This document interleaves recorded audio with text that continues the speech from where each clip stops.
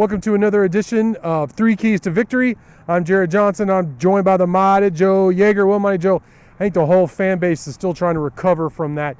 Really, I don't want to be over dramatic, but let's just say extremely surprising result.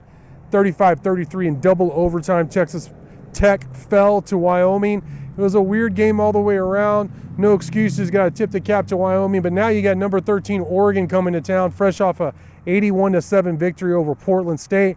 I don't know how much we can take from that other than, Oregon is talented, and we expect them to be quite a challenge for Texas Tech for their home opener here at the Jones. What is that, 6 p.m. Saturday night? And that game will be on Fox. But Mighty Joe, what's your first key to victory for Texas Tech to spring the upset? Well, now Oregon has an entirely new offensive line. Okay, look, 5 new starters. This Texas Tech defensive line, which we thought was going to be something else, basically got pushed around by Wyoming. And that's just, there was no pass rush. It didn't really hold up that well in the running game. That's got to change.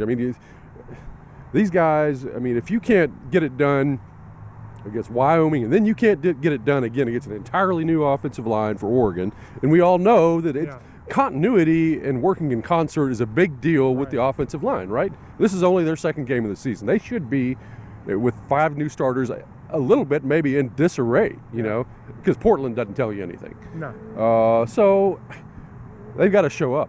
It's that simple. And if you don't show up and disrupt that offense and let them sit back there and do what they want with the talent they have at the skill positions, you're in trouble on defense, man. That's all there is to it. And that just bodes ill for the rest of the season. At that point, you begin to think that, this team just doesn't have what we thought they had at defensive line position. So that's very important. Yeah, and going back and watching the game again, I was surprised that Jalen Hutchins held up at the point of the attack, which that didn't surprise me. But in watching the game in real time, it really did feel like Tech's defensive line was pushed around. And having talked with McGuire and looking at it again, it really was about gap responsibility and everybody trying to be a hero and everything. I was surprised to watch it again and be like, they were just so undisciplined. And a lot of guys lost their footing, which created running lanes for the quarterback. Peasley for Wyoming did a great job. Tip the cap. Bo Nix, a legitimate Heisman candidate, especially the way Oregon's pumping him up. He will beat you with his legs if you're not sound with your pass rushing lanes, your gap responsibility, and all that. So I agree with what you said. The defensive line's got to show up and not just not get pushed around, but play disciplined football. So that's a big key. Another key, speaking of not trying to do too much or be Superman or a hero ball, Tyler Shough. There has to be a fine line between Tyler not playing scared, nervous, like we saw against Wyoming and we've seen a couple of times earlier in his Tech career, but also not trying to do too much. He's got to be confident. He's got to know where he wants to go with the ball, distribute the ball to his receiver. His receivers got to get open too. That would help. Yeah. But I think there are some parts of Oregon's defense that Texas Tech, and if the receiving corps shows up and plays well, it can take advantage of. So Tyler has to play within himself, but not too nervous or scared. Not try and guide the ball like offensive coordinator Zach Kittley said earlier this week. Just play football, but don't try and do too much. If he finds that fine line, I think he'll have a big game against Oregon. Yeah, I agree completely. Oregon on defense, what you fear most, what everybody fears most about Oregon is basically the offense and the skill position guys. Defensively, okay, but they're not something, defensively they may not be any better, maybe even a little bit not as good as Wyoming was. Yeah. Defensively. Now, obviously, but they've got more 5-star, 4-star guys, more overt talent, but whether they're going to be better than Wyoming defensively is an open question. So, and then you're playing at home. I think Tech's offense should be able to get something done against them. I agree. And the third key, and this is maybe perhaps surprised me more than anything against Wyoming, is just how undisciplined Texas Tech was on all sides of the ball. All the pre-snap penalties on offense, all the post-whistle penalties on defense.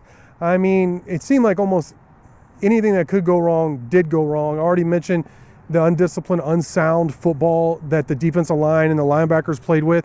A lot of miscommunications in the secondary as well. It's just not what we've come to expect from a Joey McGuire-led team, whether he be in high school or last year at Texas Tech. So that shocked me.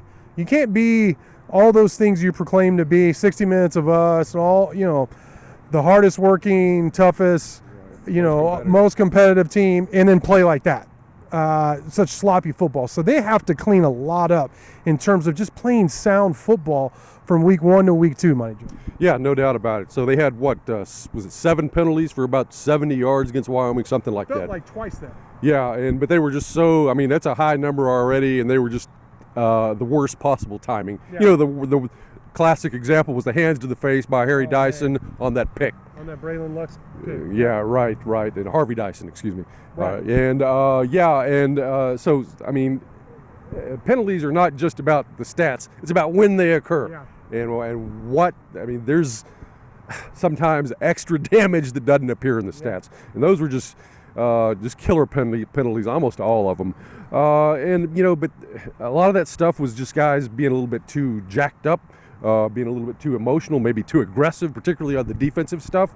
Yeah. So, they're going to be emphasizing dialing that back and not making those sorts of mistakes, obviously. Now, on the flip side, you don't want to do that to such an extent that the guys become passive and tentative and are afraid to hit somebody or something, or to get aggressive with an opponent or something like that. So it's it's one of those fine lines. Be very, very aggressive, but at the same time be disciplined and controlled.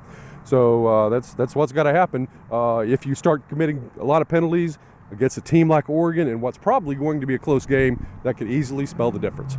I don't expect the fellas to be complacent. I get what you're saying, but it's the home opener here at the Jones. It's going to be sold out, stripe out. They're going to unveil some new features like their new red LED lights. I can't wait to see what you think about that.